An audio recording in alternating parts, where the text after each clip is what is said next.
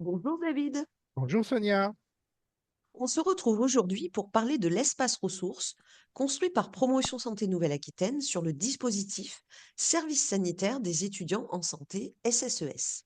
Oui, tout à fait. Nous proposons aux étudiants, aux référents pédagogiques et aux référents de proximité cet espace pour leur permettre de s'outiller pour construire et réaliser leur mission de service sanitaire.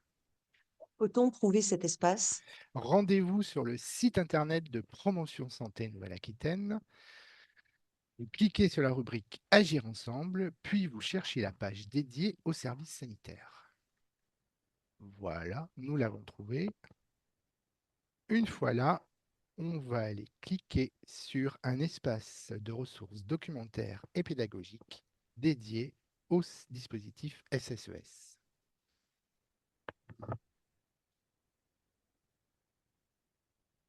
À qui s'adresse cet espace numérique de ressources?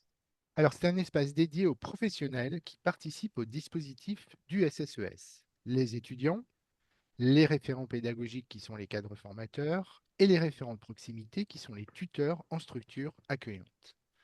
Cet espace se compose de 5 items. La partie gauche propose une notice d'utilisation complétée par la plaquette de présentation ainsi qu'un accès contact et renseignements. Sur la partie droite, vous allez avoir une partie qui est commune à l'ensemble des publics, qui va comprendre des textes de référence, des documents cadres ainsi qu'une bibliothèque numérique. L'espace suivant, lui, est dédié aux étudiants, où on va retrouver une collection de témoignages d'étudiants qui ont déjà réalisé leur service sanitaire, des éléments de méthodologie et un accès à une formation en ligne PEPS. En suivant, nous avons un espace qui est dédié aux référents pédagogiques. Et enfin, pour terminer, une partie qui va s'adresser aux référents de proximité. David, est-ce que tu pourrais nous donner un peu plus de détails sur chacune de ces parties? Oui, on va commencer peut-être par effectivement la partie espace commun et nous attacher à regarder la bibliothèque de ressources. Donc cette bibliothèque de ressources en fait est composée de 5 parties.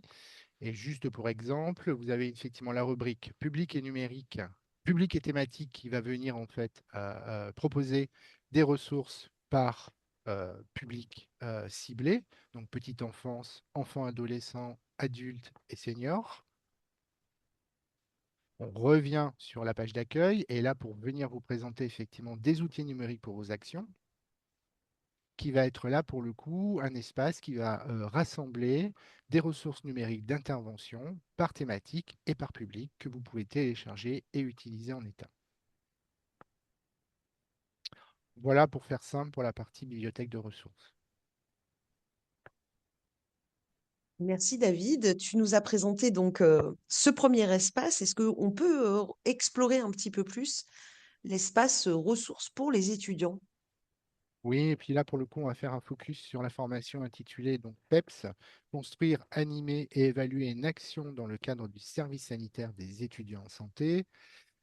Il s'agit de quoi? Il s'agit en fait d'un cours en ligne qui s'adresse aux étudiants en santé. Il vient en appui à la mise en œuvre d'interventions dans le cadre du service sanitaire, quelle que soit la thématique et le public ciblé.